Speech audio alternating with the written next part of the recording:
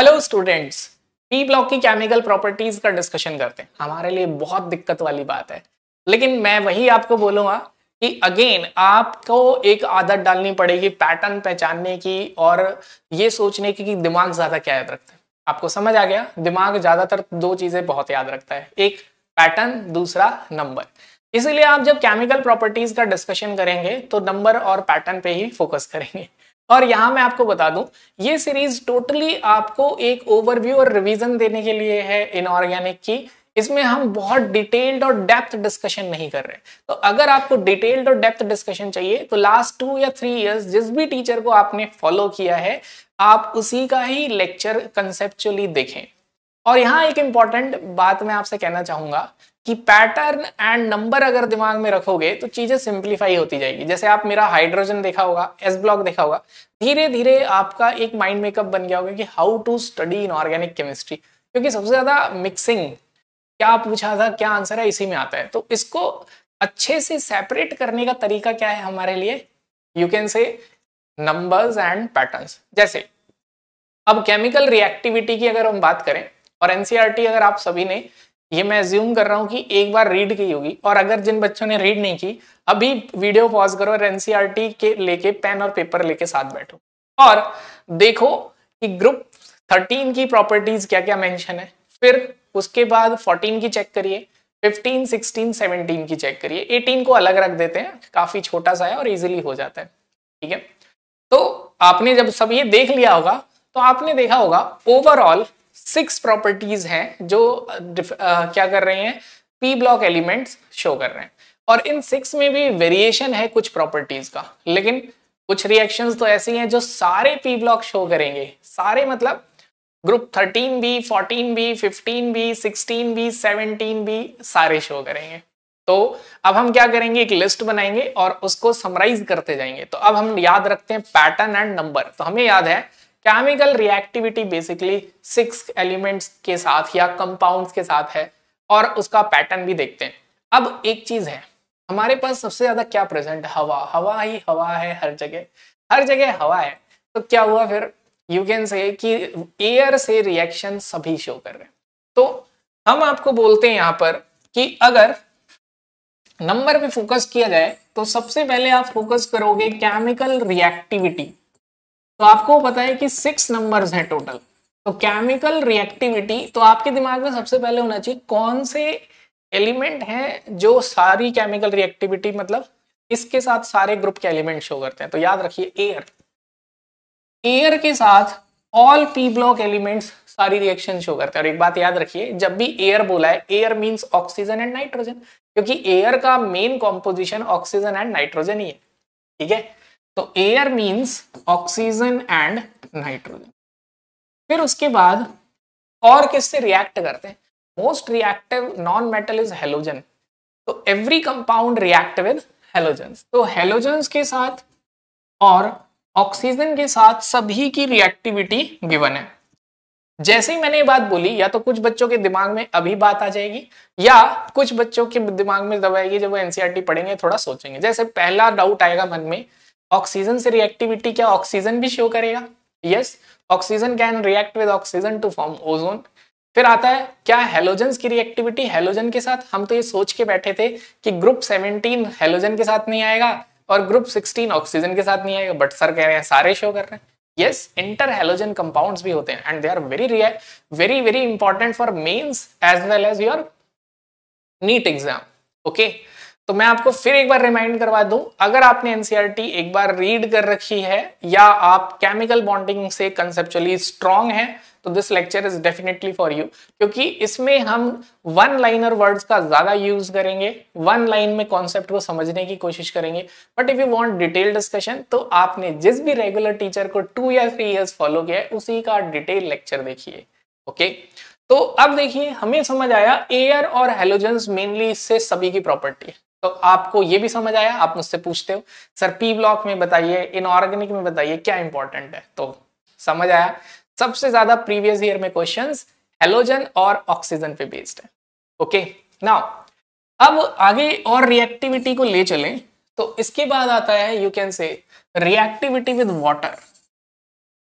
Water के साथ reactivity, तो वाटर के साथ रिएक्टिविटी सिर्फ ग्रुप 14 एलिमेंट शो कर रहे हैं। तो थोड़ा सा हमने चीजों को समराइज करने की कोशिश की। उसके बाद फिर आते हैं हम नेक्स्ट रिएक्टिविटी विद हाइड्रोजन, कि हाइड्रोजन के साथ कौन रिएक्ट करेगा। कोई भी चीज अगर हाइड्रोजन से रिएक्ट होती है तो हाइड्राइड्स बनाती है। और अगर हमें याद हो, एग्जांपल्स बताता हूं ताकि आपका दिमाग याद कर सके। Ammonia, phosphine, arsine, stibine, chemical bonding में इस पे कंसेप्चुअल डिस्कशन बहुत ज्यादा है। Bond angle, reducing power, acidic strength, basic strength. Same way group 16, H2O, H2S, H2SC, H2TE, इस तरीके की सारी चीजें। ठीक है, तो यहां से हमें समझ आया कि हाइड्रोजन के साथ रिएक्टिविटी ग्रुप 15, ग्रुप 16 और ग्रुप 17, क्योंकि हाइड्रोजन से रिएक्ट करके HF, HCl, HBr, HI ये सब एसिड्स भी बनते हैं। ठीक है, तो हाइड्रोजन के साथ मेनली 15, 16 एंड 17। नाउ इसके बाद हम चलते हैं, अब किसके साथ रिएक्टिविटी बची। तो you can say acids and base, कि एसिड और बेस से भी reaction. According to NCERT acid base से रिएक्शंस इंपॉर्टेंट है ओनली ग्रुप 13 एलिमेंट। तो you can say group 13 elements की रिएक्टिविटी। ठीक है, यहाँ पे एम्फोटेरिक बहुत इंपॉर्टेंट रोल प्ले करने वाला है, क्योंकि जहां पे एम्फोटेरिक नेचर होगा वहां रिएक्शन एसिड एंड बेस दोनों से होगी।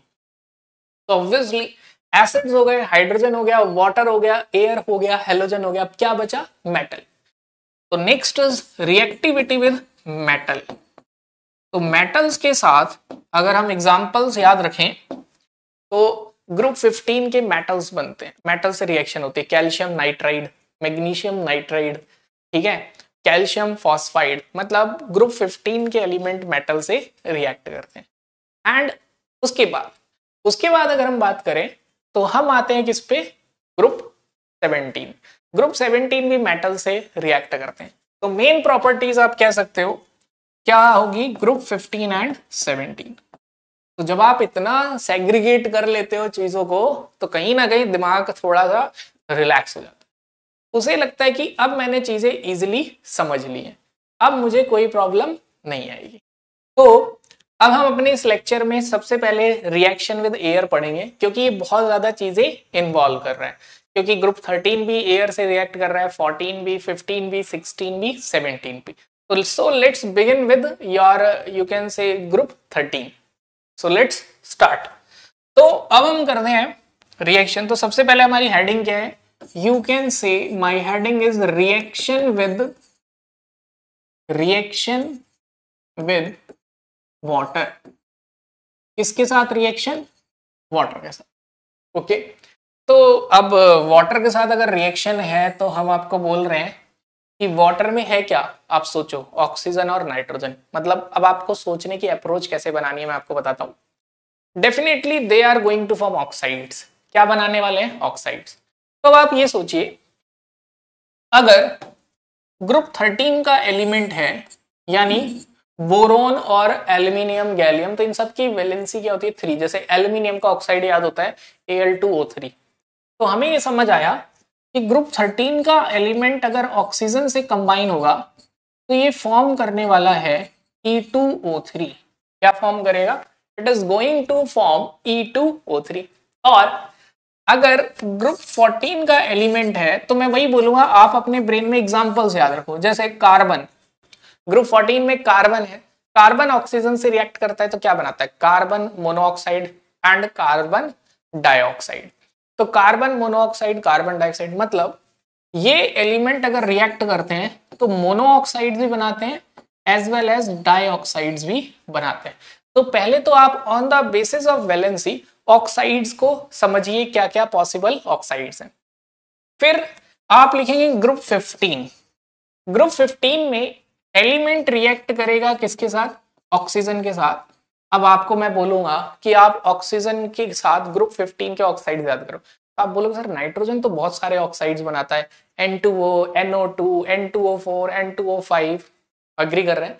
फॉस्फोरस के बारे में सोचते हैं तो P2O5 एंड P2O3, तो basically try oxides and penta oxides बन रहे हैं। तो यू कैन से ये क्या बनाने वाला है, P2O3 एंड P2O5। जो बहुत सारे ऑक्साइड्स बनाएंगे उन्हें एज एन एक्सेप्शन लिख लेंगे। नाउ अब आते हैं ग्रुप 16। तो ग्रुप 16 में अगर ऑक्सीजन की बात करें तो वो O2 एंड O3 बना रहा है, मतलब डायटोमिक एंड ट्राइटोमिक। सल्फर की बात करें तो SO2 और SO3 बना रहा है, मतलब ये बनाते हैं dioxides and trioxides.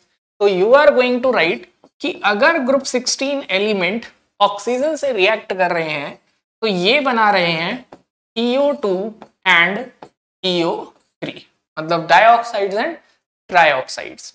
Now halogens, halogens के लिए तो आपको पता ही है कि हेलोजेंस के ऑक्साइड्स तो बहुत सारे होते हैं, जैसे क्योंकि हेलोजन सबसे ज्यादा ऑक्सीडेशन स्टेट भी शो करते हैं। मतलब आप इसको मेरे पहले लेक्चर से भी कनेक्ट कर सकते हो कि ऑक्सीडेशन स्टेट से कनेक्ट कर सकते हो कि बहुत सारी ऑक्सीडेशन स्टेट दिखाने का मतलब बहुत सारे ऑक्साइड्स। इवन हमने वहां पे पढ़ा भी था कि हेलोजेंस अपने ऑक्साइड्स में सारी ऑक्सीडेशन स्टेट शो करते हैं, +1 +3 +5 +7। तो यहाँ पे भी यही है।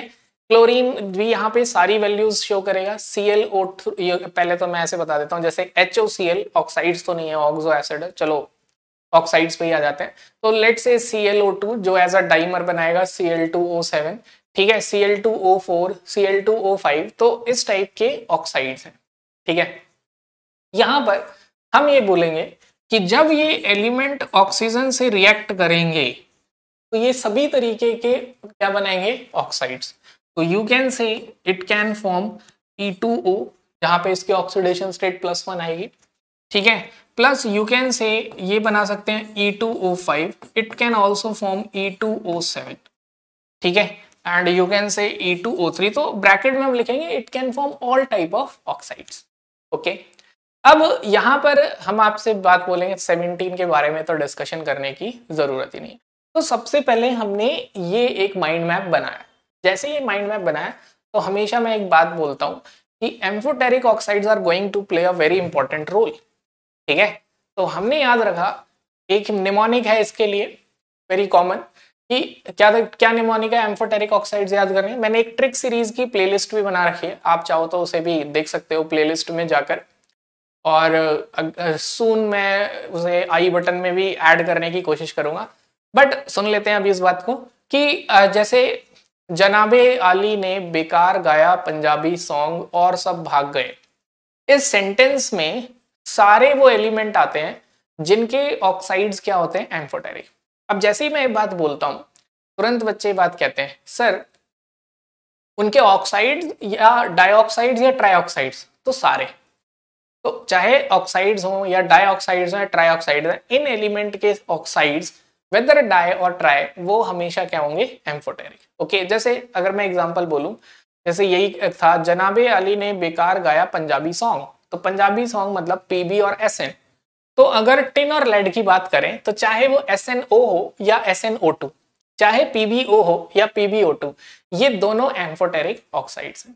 ठीक है, बल्कि चीजें और आसान हो जाती हैं अगर याद रखो कि न्यूट्रल ऑक्साइड्स 4 ही होते हैं। अगेन नंबर गेम है, अगर दिमाग में याद है 4 ऑक्साइड है तो दिमाग ढूंढता है 4 चीजों को, यही नहीं पता कितने ऑक्साइड है तो क्या ही याद आएगा। तो रिमाइंड करने के लिए हमेशा ब्रेन में एक होना चाहिए क्यू, कोई क्यू तो मिले ब्रेन को कि उस डायरेक्शन में सोचे।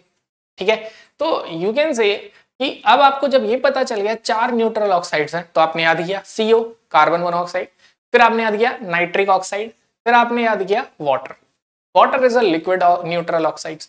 फिर एक और बचा, यू कैन से nitrous oxide, nitrous oxide, nitric oxide, carbon monoxide and water.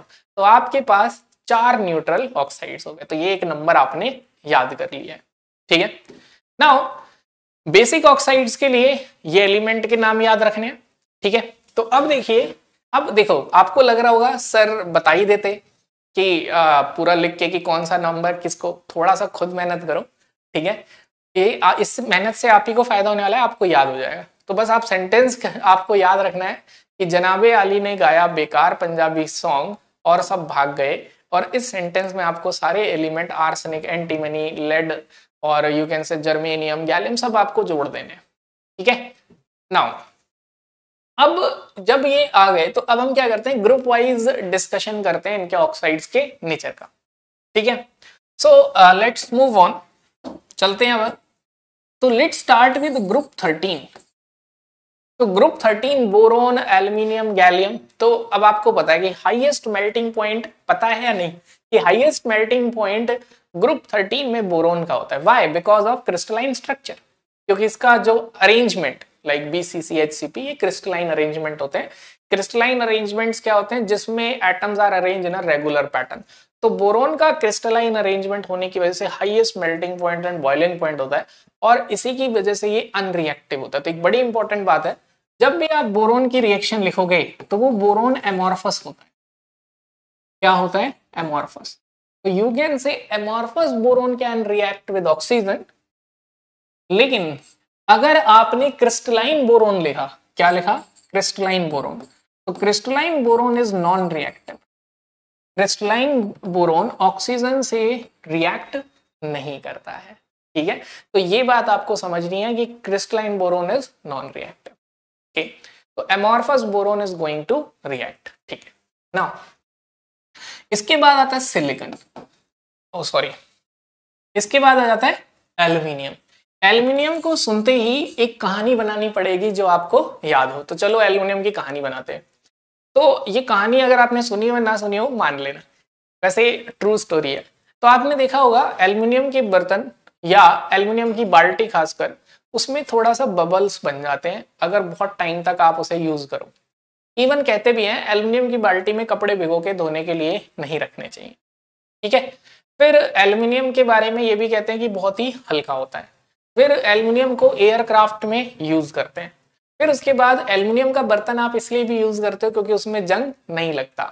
ये सब हमें क्या बता रहे हैं? ये सब बता रहे हैं कि एल्यूमिनियम में कोई एक खास बात है। वो खास बात क्या है कि एल्यूमिनियम एयर से रिएक्ट करके Al2O3 बनाता है। क्या बनाता है? Al2O3 which is inert. तो ये जो लेयर है इन एल्यूमिनियम ऑक्साइड, ये इनर्ट है या you can say non reactive, तो you can say a protective layer है। तो एल्यूमिनियम का ऑक्साइड जो है इनर्ट होता है, इतना इनर्ट है कि नाइट्रिक एसिड के साथ भी रिएक्शन इससे आगे नहीं जाती। ठीक है, तो यू कैन से कि इसलिए एल्यूमिनियम के बर्तन को हम हमेशा यूज करते हैं। एल्यूमिनियम हल्का भी है प्लस प्रोटेक्टिव लेयर है, कोरोड नहीं होता, इसलिए एयरक्राफ्ट एलॉयज में भी इसको यूज करते हैं। ठीक है, देन उसके बाद जब एल्यूमिनियम का ऑक्साइड है, इसके बारे में कोई खास बात, तो जनाबे आली, आली मतलब एल्यूमिनियम। तो aluminium is amphoteric oxides, aluminium का ऑक्साइड एम्फोटेरिक होता है। अब इसका और क्या फायदा है? तो एनसीईआरटी क्वेश्चन कहती है कि फ्लैट्स में या जहां अंडरग्राउंड पाइप्स होते हैं वहां पे ड्रेन क्लीनर यानी नाली को साफ करने के लिए ड्रेनेक्स यूज किया जाता है। तो उसमें कौन सी रिएक्शन इन्वॉल्व होती है? तो कौन सी रिएक्शन इन्वॉल्व होती है? तो जो ड्रेनेक्स आता है मार्केट में, it is the mixture of aluminium and NaOH, मतलब एल्यूमिनियम और NaOH का मिक्सचर है। और जब उसे क्लॉग्ड ड्रेन में डाल देते हैं तो ड्रेन में रिएक्ट करता है, मॉइस्चर यानी वाटर होता है, नाली में पानी तो होगा ही, उससे रिएक्शन होके क्या बनाता है? It forms AlOH whole 4। तो you can say it form sodium meta aluminate with the release of hydrogen gas. ये जो गैस बनती है ये ब्लॉक नाली में जो भी चीज फंसी होती है उसको पंप आउट कर देती है।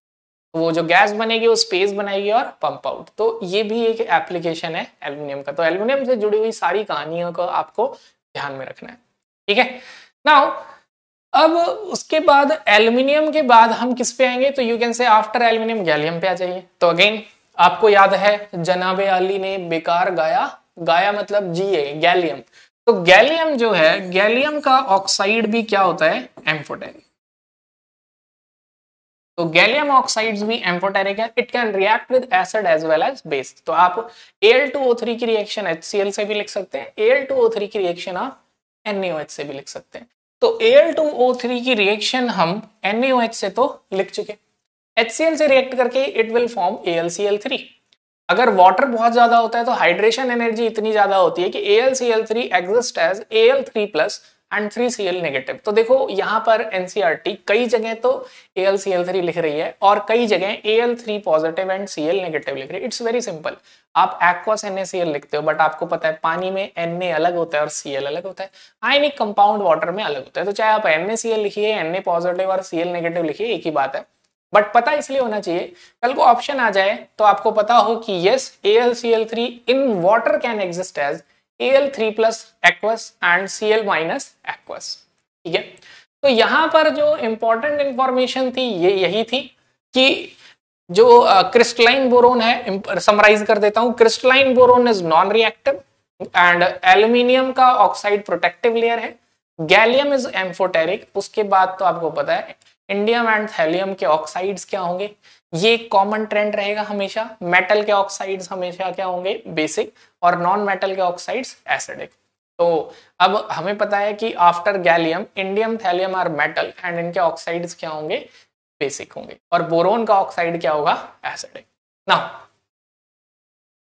अब चलते हैं ग्रुप 14 की ओर। ग्रुप 14 क्या कहता है, तो ग्रुप 14 भी याद करना आसान है हमारे लिए।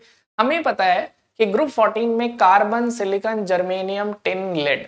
तो carbon, silicon, germanium, tin, lead, तो ऊपर कार्बन नॉन मेटल है, सिलिकॉन नॉन मेटल है, जर्मेनियम मेटलॉइड है, टिन और लेड मेटल्स हैं। तो बड़ा सिंपल है, कार्बन का ऑक्साइड एसिडिक होगा। लेकिन कार्बन दो ऑक्साइड्स बनाता है, carbon monoxide and carbon dioxide. तो आपको यहां पे याद रखना है carbon dioxide is acidic and carbon monoxide is neutral. दूसरी चीज याद रखनी है कि KOH एस ब्लॉक से जोड़ देता हूं, KOH इज अ बेस, तो it is a good absorber of CO2। तो एक बार Mains as well as NEET दोनों में पूछा हुआ है कि KOH जो है, कि KOH से किसी सॉल्यूशन को पास किया तो कितना वॉल्यूम बचा। तो वो इनडायरेक्टली ये कहना चाह रहा है, क्या आपको एस ब्लॉक में KOH का यूज याद किया है आपने, कि एस ब्लॉक NCERT बोलती है the use of KOH to absorb carbon dioxide, क्योंकि कार्बन डाइऑक्साइड क्या है, एसिड, KOH क्या है, base, and acid and base is the fastest reaction. बल्कि ऑर्गेनिक में कह सकते हो all reactions are acids and base. तो CO2 को कौन एब्जॉर्ब कर रहा है, KOH। अब कार्बन, इसके बाद आते हैं सिलिकॉन पे। तो सिलिकॉन मोनोऑक्साइड जनरली आप कह दो एग्जिस्ट ही नहीं कर रहा है, because silicon monoxides form at very high temperature. तो सिलिकॉन मोनोऑक्साइड्स बहुत हाई टेम्परेचर पे बनते हैं। Normally it exist as silica. ठीक है, फिर इसी के इंपॉर्टेंट कंपाउंड्स हम आगे पढ़ेंगे, सिलिकेट्स। ठीक है, तो यहां पर ये अब अगेन यहां ग्रुप 14 में भी आपको क्या याद रखना है, तो ग्रुप 14 में भी आपको याद रखना है लेड एंड टिन। तो लेड और टिन क्या है हमारे, you can say lead oxide, lead dioxide. मैंने जैसे बोला था, अगर ऑक्साइड्स बोल दिया तो चाहे मोनोऑक्साइड हो या डाइऑक्साइड, जैसे टिन ऑक्साइड हो या डाइऑक्साइड, ये सब क्या होंगे, दे आर एम्फोटेरिक। तो वहां पे एल्यूमिनियम और गैलियम के ऑक्साइड्स एम्फोटेरिक थे, यहाँ पे टिन और लेड के पंजाबी सॉन्ग। ठीक है, और वहां पे था अली और गाया वाले थे, तो अली गाया वहां थे, पंजाबी सॉन्ग यहाँ पर एम्फोटेरिक है। ओके, अब आते हैं ग्रुप 15 पे। तो मैं बोलूंगा ग्रुप 15 एलिमेंट में, तो ग्रुप 15 एलिमेंट में भी आपको वही याद रखना है, nitrogen, phosphorus, arsenic, antimony, bismuth. ठीक है, तो अब आपको याद रखना है कि ये तो है नॉन मेटल्स, ये मेटल है।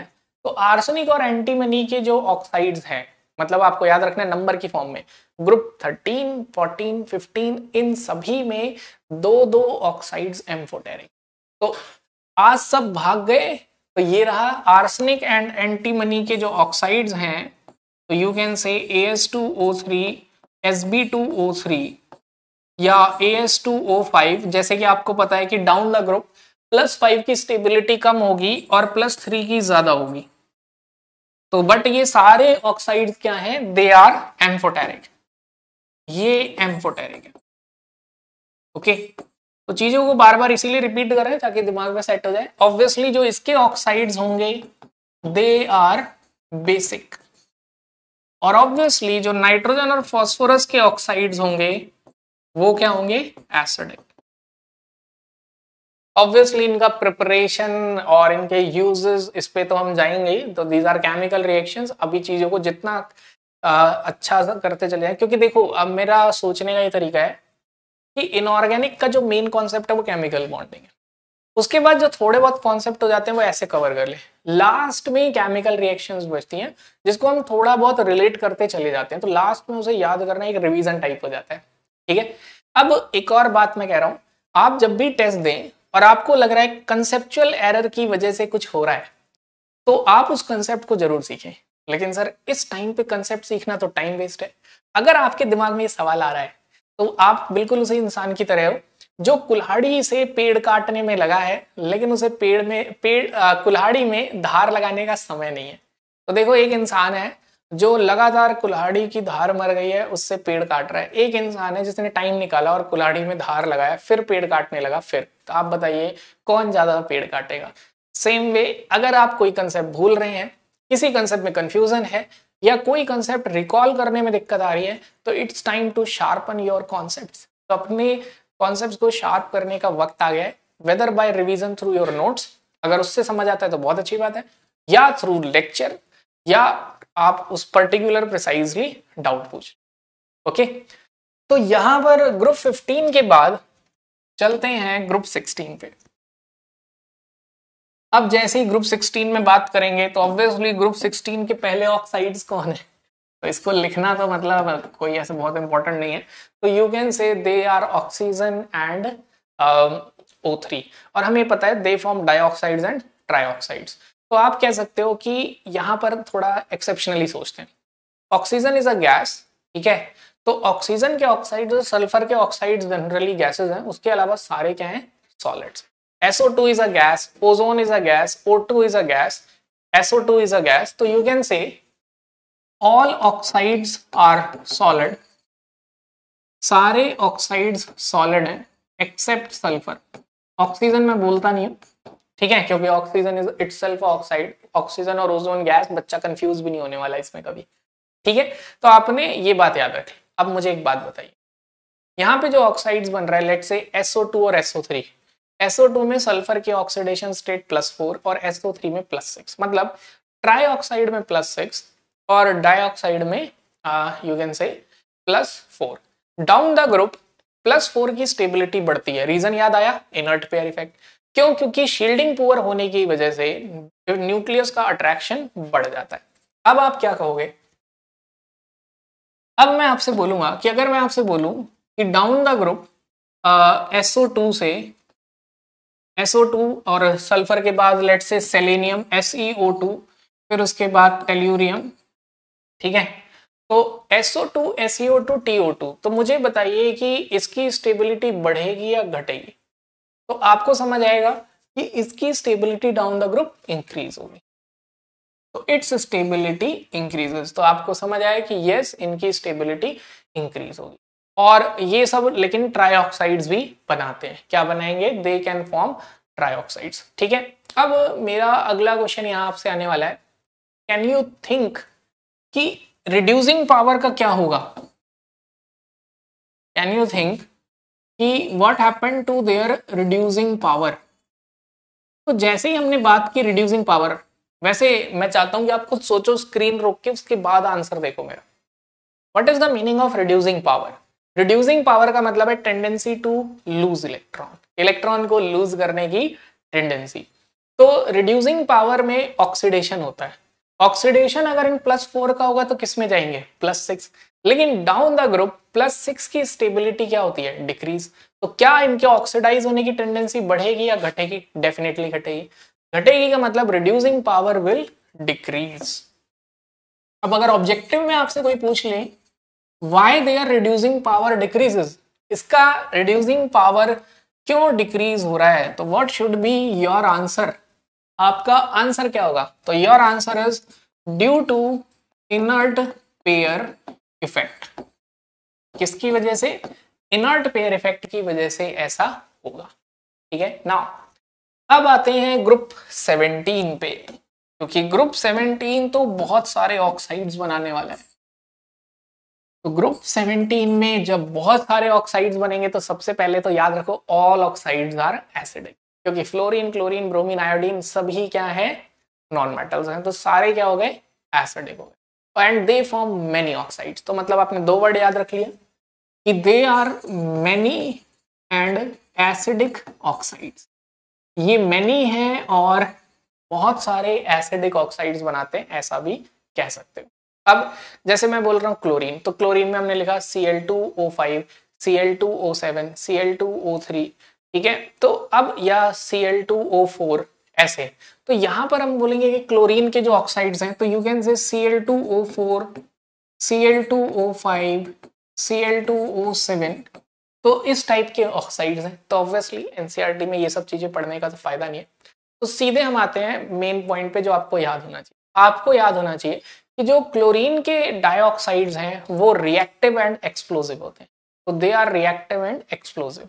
तो यू कैन से इनके ऑक्साइड्स आर रिएक्टिव, और इतने रिएक्टिव हैं, ठीक है, दे आर सो रिएक्टिव कि ये एक्सप्लोड हो जाते हैं।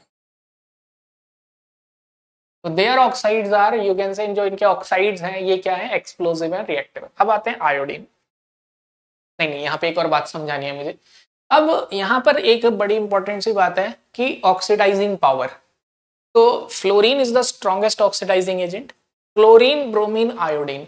Down the group oxidising power decrease होती है, लेकिन ध्यान से सुनो, वेरी इंपॉर्टेंट 5 स्टार पॉइंट है। 5 स्टार का मतलब इसको तो तुम आ ही जाना। ब्रोमीन ऑक्साइड्स आर, जो ब्रोमीन के ऑक्साइड्स हैं वो स्ट्रॉन्गर है, आर स्ट्रॉन्गेस्ट ऑक्सीडाइजिंग एजेंट, ये स्ट्रॉन्गेस्ट होंगे, ठीक है, ऑब्वियसली। तो अब फ्लोरीन का तो जो ऑक्साइड है वो सिर्फ क्या है, O2, OF2 और O2F2 है। बहुत सारे ऑक्साइड्स वहां बनते नहीं है फ्लोरीन के, तो ऑब्वियसली वो पावरफुल ऑक्सीडाइजिंग एजेंट है, उसको तो कैटेगरी में नहीं रखेंगे। बट अगर क्लोरीन, ब्रोमीन और आयोडीन के ऑक्साइड्स का ऑक्सीडाइजिंग पावर पूछा तो ऑलवेज ध्यान रखना स्ट्रॉन्गेस्ट ऑक्सीडाइजिंग एजेंट ब्रोमीन के ऑक्साइड्स ही होंगे। It is called as mid row anomaly. NCERT से क्या बोलती है, मिड रो एनोमली। तो आप समझ रहे हो कि एनोमली वर्ड कहां से आया है, एनोमलस से, ठीक है। तो this is the anomalous behaviour, ये एक एनोमलस बिहेवियर है इसका। तो कभी भी अगर इसके ऑक्साइड्स को रिड्यूसिंग पावर, ऑक्सीडाइजिंग पावर में अरेंज करने के लिए आए तो सबसे आगे यही लिखना है, ठीक है। लेकिन कंपैरिजन हमेशा किस में होगा, लेट्स से ClO4 नेगेटिव, तो ClO4 से ज्यादा स्ट्रॉन्गर कौन हो जाएगा, BrO4 then IO4 negative. This is a trend, तो ये आपको याद रखना है। And this is oxidising power, इसके लिए पूछा है ये, ऑक्सीडाइजिंग पावर के लिए ऑक्साइड्स में पूछा है। अब ऑक्सीजन अगर फ्लोरीन से रिएक्ट कर रहा है तो वो क्या बना रहा है, when oxygen react with fluorine तो then it form OF2 and O2F2, ठीक है। क्या बनाएगा, OF2 एंड O2F2।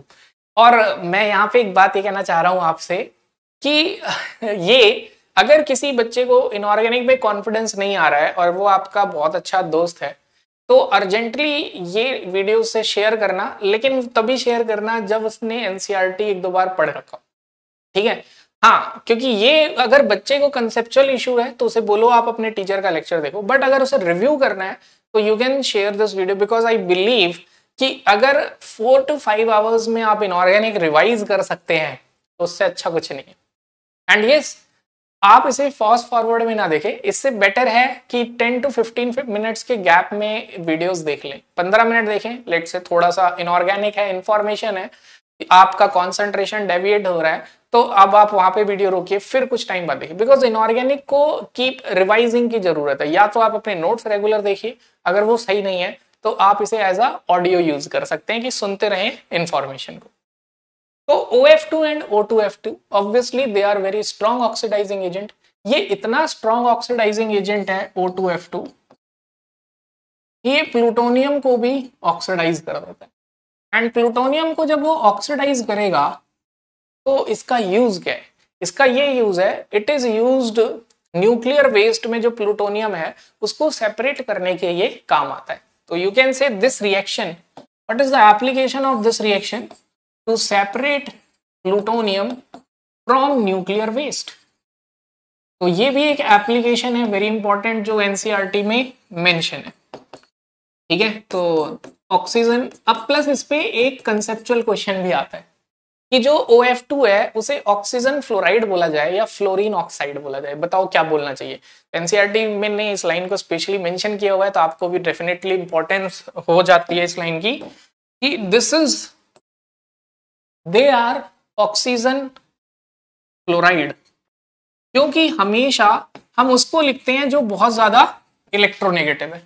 तो ऑक्सीजन फ्लोराइड क्यों बोल रहे हैं? As fluorine is more electronegative. Electronegative का सिंबल क्या है? Chi. Is more electronegative than oxygen. तो ये एक कंसेप्चुअल क्वेश्चन बन जाता है यहाँ पर। अब थोड़ा और आगे चलते हैं। अब आते हैं आयोडीन के ऑक्साइड्स पे। तो आयोडीन के अगर ऑक्साइड्स की बात करें तो हम बोलेंगे आयोडीन के ऑक्साइड्स इनसॉल्युबल इन वाटर होते हैं and they are unstable, decompose on heating. तो इस इंफॉर्मेशन को जो मैंने बोला है इसको दोबारा से बोल के लिख देता हूं। लेट से आयोडीन बना रहा है, आयोडीन के ऑक्साइड्स वही +5 +7 एंड डाइऑक्साइड का डाइमर। तो यू कैन से I2O4, I2O5 एंड I2O7। तो ये जो ऑक्साइड्स हैं ये क्या हैं? They are insoluble in water. Again जैसे मैं बोलता हूं, आप मेरी इंफॉर्मेशन सुनोगे तो आपको लगेगा कि मुझे याद कैसे होगा। तो best way of learning is to teach. अब टीच का मतलब ये नहीं है कि कोई सामने बैठा हो तभी पढ़ाना है, मेरी तरह पढ़ाओ। क्या मेरे सामने कोई बैठा है? नहीं, लेकिन मैं पढ़ा रहा हूं। तो आप भी रफ कॉपी लेके ऐसे ही लिखो, ठीक है। तो इनसॉल्युबल इन वाटर, और वाटर में इनसॉल्युबल होता है एंड डीकम्पोज ऑन हीटिंग। और ये क्या होता है? डीकम्पोज होता है हीटिंग पे। एक सबसे बड़ी बात क्या है कि बच्चे को लगता है कि जो टीचर है वो एक सुपर पावर लेके आया है और वो इतना इंटेलिजेंट है कि सारी चीजें याद रख सकता है। तो मैं आपको ये बात भी बोलता हूँ, ऐसा कुछ नहीं है। इनऑर्गेनिक हमने भी याद की है, हमने भी प्लान किया है। तो आप तो हमसे ज्यादा इंटेलिजेंट है, 3 चैप्टर पढ़ रहे हैं, वो 3 सब्जेक्ट पढ़ रहे हैं, तो आपके पास हमसे ज्यादा कैपेबिलिटी है। अगर हम 4 बार लिख रहे हैं किसी चीज को तो आपको तो वो माइंड मैप एक बार में ही बन जाना चाहिए। तो अब आप बोलोगे कि क्या सर आपने लेक्चर बनाने से पहले लर्न किया है या माइंड मैप? ऑब्वियसली डेफिनेटली आप देखिए पी ब्लॉक के लेक्चर में अराउंड 4 to 5 डेज लग गए, बिकॉज बहुत ज्यादा टाइम लगता है। मैं मतलब मेरा थोड़ा ऐसी हैबिट नहीं है कि मैं चीजों को शो ऑफ करूं, जो एक्चुअल है मैं तुम्हें बता दूं। क्योंकि सबसे ज्यादा बच्चा इसलिए भी कनेक्ट नहीं कर पाता क्योंकि उसको लगता है कि teacher is very different from us. नहीं, टीचर आप कभी भी, क्योंकि सास भी कभी बहू थी वाली बात है। तो मैं आपको बोलूंगा कि आप ये कॉपी देखिए, वैसे इस पे कुछ लिखा हुआ दिख नहीं रहा, लाइट बहुत ज्यादा है। तो मैं ये बोलूंगा कि पी ब्लॉक को थोड़ा बहुत अगर दिखे तो ये जो थिकनेस है इस पे फोकस करो, इधर वाली थिकनेस पे। तो पी ब्लॉक को इतना मैंने लिख के देखा है तब जाके आपके लिए मैं समराइज कर पाया हूं।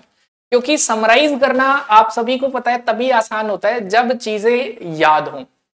तो ऑब्वियसली पहले उसको पूरा लर्न करना पड़ता है फिर समराइज करना पड़ता है। इसीलिए ये टाइम लग रहा था थोड़ा सा आपको बताने के लिए या लेक्चर डालने के लिए, क्योंकि मैं चाह रहा था कि सिंपल से सिंपल वे बच्चों को यूजर फ्रेंडली बनाया जाए इनऑर्गेनिक। क्योंकि इनऑर्गेनिक टाई ब्रेकर होने वाला है। सब फिजिकल ऑर्गेनिक ऊपर ऊपर से आती है मेंस एंड नीट में, inorganic is going to a tie breaker. तो मैं चाहता हूँ वो बच्चों को ढंग से याद हो। तो ये याद कर लिया हमने। अब उसके बाद हम थोड़ा सा I2O5 के बारे में पढ़ेंगे कि I2O5 is a good oxidising agent और ये एक मेटल की डिटेक्शन के काम आता है। तो ये बात भी आपको याद रखनी है। तो you can say it is a good oxidising agent. तो अब आप देखो टीचर को ही याद करने की जरूरत पड़ रही है।